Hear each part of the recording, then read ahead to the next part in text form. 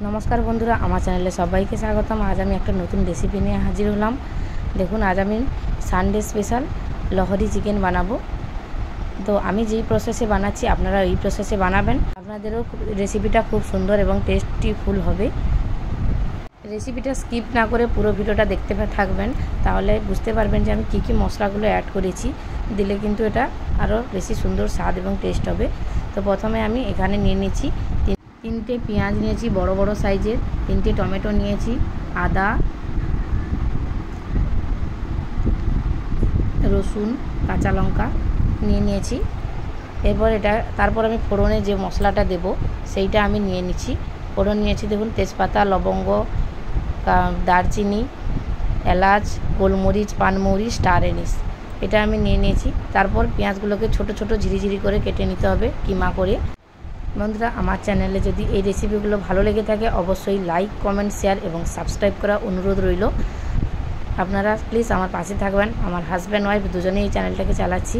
ছোট ছোট করে কিমা করার পর এটাকে দেখুন এইভাবে ঝিরিঝিরি করে কেটে নিতে হবে।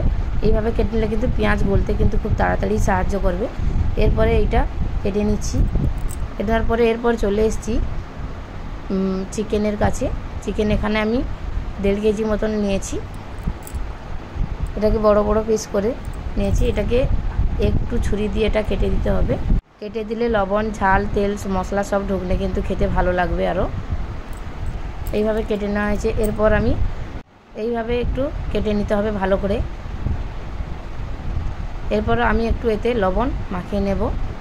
লবণটা মাখিয়ে নেব। শুধু আমি এটা লবণও মিক্স করব, আর কিছু ইউজ করব না, শুধু লবণটাই আমি মাখিয়ে নেব। এখন মাখানো হয়ে গেছে। এরপর ঢাকনা দিয়ে আমি আধা ঘন্টার জন্য রেখে দেব। আবারও ফিরে এসেছি এই পেঁয়াজের কাছে। পেঁয়াজটাকে ভালো করে কুচি কুচি করে নেব।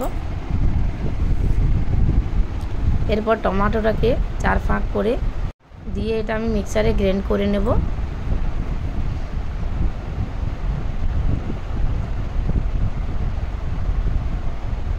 বন্ধুরা আপনারা এই রেসিপিটা হয়তো আগে কখনো বানাননি, একবার হলে একবার ট্রাই করবেন। চিকেনের তো অনেক রেসিপি খেয়েছেন, লহরি চিকেন একবার হলে একবার ট্রাই করবেন, নিশ্চয়ই আপনাদের ভালো লাগবে।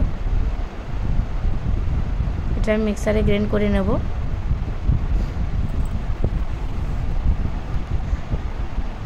তারপর ফিরে আসব কড়াইতে। গ্যাসটাকে অন করে তেল দিয়ে দিয়েছি। তেল দেওয়ার পরে ওই যে ফোড়নের জন্য যে মশলাগুলো রেখেছিলাম ওইটা আমি দিয়ে দেব। 2 মিনিট নাড়াচাড়া করব। নাড়াচাড়া করলে একটা সুন্দর একটা স্মেল বেরিয়ে আসবে। ওই স্মেলটা বেরোনো আসার পর তারপর দিয়ে দেব কুচি করা পেঁয়াজ। কুচি করা পেঁয়াজটা দেওয়ার পরে খুব ভালো করে এটা লালচে কালার ধরে ভেজে নিতে হবে।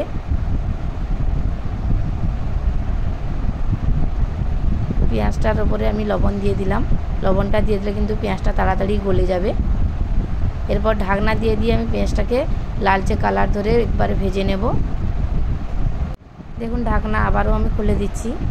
অনেকটা ভাজা হয়ে গেছে, হালকা লালচে বাদামি কালার চলে এসছে।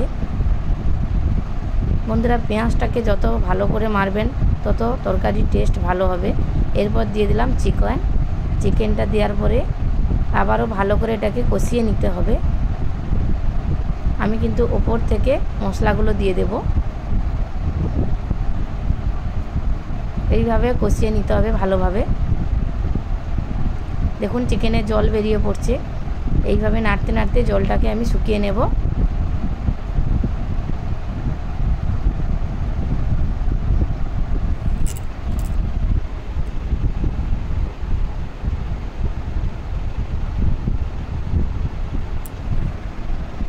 এরপর দিয়ে দিলাম 1 টুকরো বাটার। বাটারটা দিয়ে দিলে কিন্তু এর স্বাদ আরও ভালো হয়। তারপর দিয়ে দিলাম আদা রসুনের পেস্ট 1 চামচ দিয়ে আবারও ভালো করে কষিয়ে নিতে হবে। এপিট ওপিট করে জলটা শুকিয়ে নিতে হবে ভালো করে। এরপর একে একে গুঁড়া মশলা আমি অ্যাড করব। ঝালের জন্য দিয়ে দিলাম লঙ্কার গুঁড়ো, তারপর দিয়ে দেব হলুদ গুঁড়ো, তারপর দিয়ে দিচ্ছি ধনিয়া গুঁড়ো। ধনিয়া গুঁড়ো আমি 2 চামচ দিলাম। তারপর দিয়ে দিলাম গরম মশলা পাউডার তারপর দিয়ে দেবো জিরা পাউডার, তারপর আবারও আমি দিয়ে দেবো কাশ্মীরি চিলি পাউডার, অল্প একটুখানি দিয়েছি। দিয়ে এবারে এটাকে আবারও ভালো করে কষিয়ে নেওয়ার পরে গুঁড়ো মশলাটা মিক্স করার পরে টমেটোটা যে বেটে রেখেছিলাম ওইটা দিয়ে দিলাম। ওইটা দিয়ে এবারে ভালো করে এটা কষতে হবে, মিনিট 5 মতো কষতে হবে।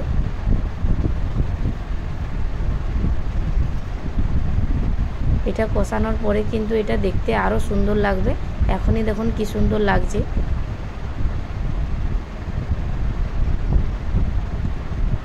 এইভাবে এটা চিকেনটাকে কষতে হবে অনেকক্ষণ ধরে।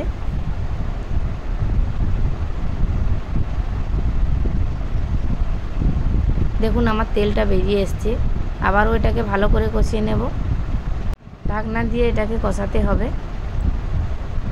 এরপর আমি দিয়ে দেব টক দই, ফেটিয়ে রেখেছিলাম টক দই। টক দইটা দিলে কিন্তু আরও ভালো টেস্ট হবে এবং তেলটা ভালো করে ছেড়ে দেবে।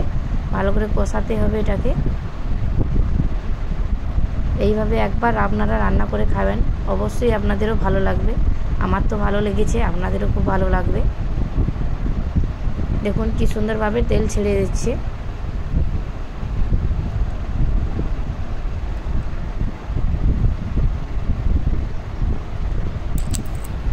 এবার আমি ঢাকনা দিয়ে দেব।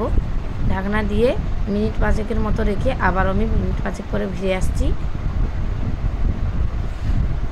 দেখুন কিভাবে কালারও চলে এসছে আর এটা দেখতেও সুন্দর হয়েছে। এরপর দিয়ে দেবো উপর থেকে কিছু কুচি করা আদা, রসুন, কাঁচা লঙ্কা। এটা দিয়ে আমি ভালো করে নাড়িয়ে নেব। ভালো করে নাড়িয়ে নেব। আপনারা প্লিজ বলবেন আপনাদের কি রেসিপি, কমেন্ট করে জানাবেন। আমরা চেষ্টা করব আপনাদের সেই রেসিপি তুলে ধরার জন্য। উপর থেকে ধনেপাতা কুচি দিয়ে দিলাম। দিয়ে এটাকে সার্ভ করার জন্য এবারে রেডি করে নেব। এরপর আমি ঢাকনাটা দিয়ে দেব।